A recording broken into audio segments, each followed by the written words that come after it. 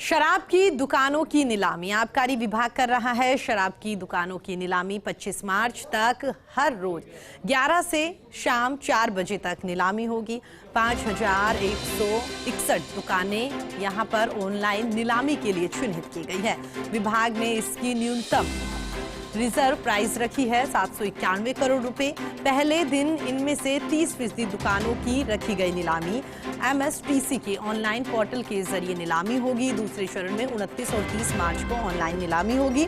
डूंगरपुर के पीठ की दुकान 11.11 करोड़ MRP के साथ सबसे महंगी है। इसके साथ ही कुल 7,665 में से 2,504 दुकानों का नवीनीकरण हो रहा है। इसी खबर पर हमारे साथ बातचीत करने के लिए हमारे सहयोगी काशीराम हमारे साथ जुड़ गए। काशीराम, आबकारी विभाग की ओर से दुकानों की नीलामी की जा रही है, आपसे जानना चाहेंगे क्या कुछ जानकारी?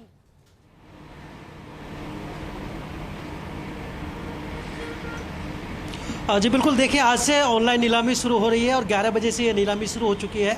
आज जो पहला दिन है उस दिन जो 5161 जो दुकानें हैं उनमें से करीब 30% दुकानों की नीलामी रखी गई है। 1500 करीब दुकानें हैं जिनकी कि आज ऑनलाइन नीलामी हो रही है। और इसमें जो भाग लेने वाले आवेदक हैं जिन्होंने कल रात तक फीस जमा करा दी थी, अब वही इसमें आवेदक शामिल हो रहे हैं। और साथ ही एक डायनेमिक कोटेशन की भी एक व्यवस्था की गई है इस बार की, चूँकि ज़्यादा बोली नहीं बढ़े इसके लिए रोकने के लिए पहले उसको 2% जो है अमानत राशि भी जमा करानी होगी पहले ही। तो ये सारी व्यवस्था की गई है ऑनलाइन के लिए, जिससे कि इस बार नीलामी में ज़्यादा रेट नहीं बढ़े, गड़बड़ियाँ नहीं हो और जो दुकानों के वास्तविक खरीदार हैं वही नीलामी प्रक्रिया में शामिल हो, इसकी व्यवस्था की गई है। हालांकि थोड़ा सा रुझान जो है वो सुस्त है इस बार, क्योंकि जो अभी जितने आवेदक आने चाहिए थे वो पर्याप्त संख्या में इस बार आबकारी विभाग को नहीं मिल रहे हैं। 7,665 कुल दुकानें हैं जो कि प्रदेश भर में आवंटित की जानी है और इनमें से 2504 दुकानों का नवीनीकरण हो चुका है और उसके अलावा 5161 जो दुकानें हैं उनकी आज से नीलामी शुरू हो रही है और ये नीलामी लगातार 4 दिन तक चलेगी। आज के बाद ये लगातार अगले 3 दिन और चलेगी। 25 मार्च को पहले फेज़ की जो नीलामी है वो समाप्त हो जाएगी और उसके बाद बची हुई जो दुकानें रहेंगी उनके लिए दूसरी फेज़ की नीलामी होगी जो कि 29 और 30 मार्च को चलेगी। तो ये जो नीलामी की प्रक्रिया है इसमें कुछ और बदलाव भी किए गए हैं, जैसे कि कम से कम जो बोली बढ़ानी है किसी भी आवेदक को वो 10,000 के गुणक में बढ़ानी होगी। 10,000 से कम की बोली नहीं बढ़ा सकेंगे और उसके अलावा हर एक जब बोली बढ़ेगी तो 20 मिनट का जो समय है वो भी नीलामी में बढ़ जाएगा। यानी कि जैसे शाम 4 बजे तक का नीलामी का समय है, लेकिन अगर किसी दुकान के लिए लगातार बोली लगती रहती है तो उसी अनुरूप हर 20 मिनट के लिए जो नीलामी का समय है वो भी बढ़ जाएगा। तो आबकारी विभाग ने अपनी तरफ से पूरी तैयारियां की हुई हैं, लेकिन जो लाइसेंसी है, जो खरीदार हैं, ठेकेदार, उनका रुझान थोड़ा सुस्त है, धीमा है।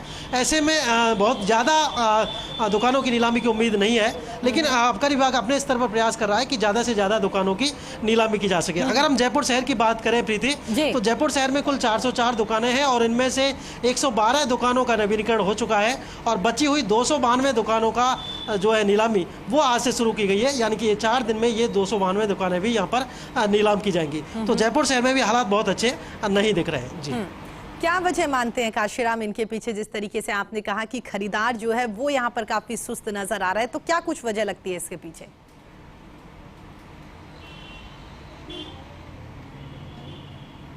ये देखिए, शराब ठेकेदार जो है और उनके यूनियन पदाधिकारी है, जब उनसे बातचीत की गई थी हमारी इस बारे में, तो उनका तर्क यही है कि देखिए पिछले 2 साल से BLF लगातार बढ़ाई जा रही है। बेसिक लाइसेंस फीस है वो बढ़ाई जा रही है। कंपोजिट फीस का एक नया फंडा शुरू हो गया, वो लिया जा रहा है। इसके अलावा कई अन्य तरह की फीस में भी बढ़ोतरी कर दी गई है और जो जिस अनुपात में रिजर्व प्राइस नहीं बढ़नी चाहिए थे उससे ज़्यादा रिजर्व प्राइस बढ़ चुकी है। यानी कि जब कोरोना की मार चल रही थी लगातार शराब ठेकेदारों पर, उसी दौरान ये जो सरकार का राजस्व लक्ष्य है वो भी बढ़ा दिया गया, जो न्यूनतम रिजर्व प्राइस है वो भी बढ़ा दी गई। तो उन सब का जो असर है वो ठेकेदारों पर हुआ है और यही वजह रही है कि पिछले साल जब 7,665 दुकानें थी उनमें से करीब 49% ही गारंटी पूर्ति के लिए योग्य माने गए थे और उनमें से भी मात्र 2500 ठेकेदारों ने ही अपनी दुकानें नवीनीकरण कराई है। जबकि नवीनीकरण एक अच्छा विकल्प माना जाता है। किसी भी जब पॉलिसी लाई जाती है किसी भी वर्ष, तो उस पॉलिसी में अगर नवीनीकरण का विकल्प दिया जाता है तो ठेकेदार टूट पड़ते हैं उस पॉलिसी के लिए। लेकिन इस बार उल्टा इसके विपरीत हुआ और मात्र 1/3 दुकानों का ही नवीनीकरण हो सका है, जो कि एक कहीं ना कहीं नकारात्मक संदेश है आबकारी विभाग के लिए। और इसमें अब आबकारी विभाग को प्रयास करने होंगे कि फिर से एक बार रुझान बढ़ाया जा सके शराब ठेकेदारों का, जिससे कि जो जो राज्य सरकार का राजस्व का लक्ष्य है उसको पूरा करने की दिशा में विभाग बिल्कुल। तो आगे काशीराम, बढ़ कुल सके। मिलाकर कह सकते हैं कि आबकारी विभाग जो है उसे यहाँ पर जो ये नीलामी की प्रक्रिया है या जो नियम है जिसके तहत यहाँ पर दुकानदार जो है वो दुकान खरीदते हैं, तो आपको लगता है उसमें कुछ चेंजेस करने की जरूरत है? क्योंकि अगर इसी तरीके से प्रक्रिया चलती रहे, इसी तरीके से नियम अगर बने रहे, तो जो खरीदार है वो यहाँ पर काफी निराश होता हुआ दिखाई देगा और शायद ये सुस्तता जो है वो आने वाले दिनों में भी चलती हुई दिखाई दे।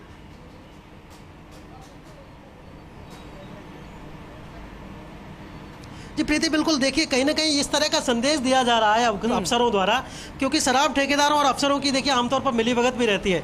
राज्य सरकार का राजस्व का लक्ष्य एक अलग बात है, 15,000 करोड़ रुपए कमाने राज्य सरकार को आबकारी विभाग को लक्ष्य दिया गया है। लेकिन जो निचले स्तर के अधिकारी हैं, जिनमें कि आबकारी निरीक्षक हुए या सहायक आबकारी अधिकारी हुए, ये सभी जो अधिकारी हैं उनकी शराब ठेकेदारों के साथ मिलीभगत भी रहती है। तो वो पहले से इस तरह का संदेश आमतौर पर फील्ड में दे रहे हैं कि आप अभी रुक जाइए, थोड़ी दिन बाद सरकार छूट देगी, यानी कि जो दुकान अभी 1 करोड़ की है उसमें 20 से 30% तक छूट दे दी जाएगी और वही दुकान आपको 70 से 80 लाख रुपए में मिल जाएगी। तो इस तरह की छूट का जब संदेश खुद ही आबकारी अधिकारी दे देंगे ठेकेदारों तो ठेकेदार क्यों आगे आएंगे और खुद आगे बढ़कर क्यों दुकानें लेंगे? तो इस तरह का एक मैसेज जा रहा है पूरे फील्ड में और उसी को देखते हुए ये जो प्रक्रिया है वो शुरुआत में काफी सुस्त दिख रही है, धीमी दिख रही है। बिल्कुल बिल्कुल। काशीराम, हमारे साथ जुड़ने के लिए और तमाम जानकारी साझा करने के लिए आपका बहुत बहुत धन्यवाद। फिलहाल वक्त तो चला एक छोटे से ब्रेक का, आप देखते रहिए।